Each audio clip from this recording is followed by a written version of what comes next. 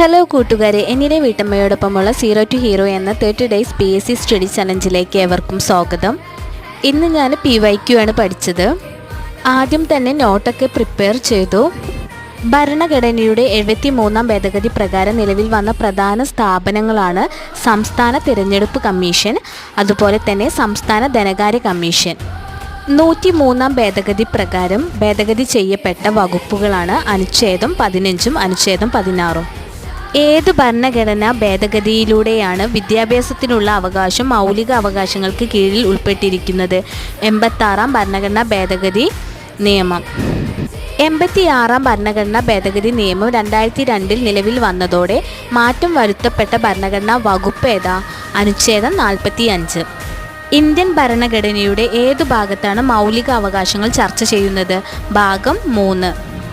Thank you.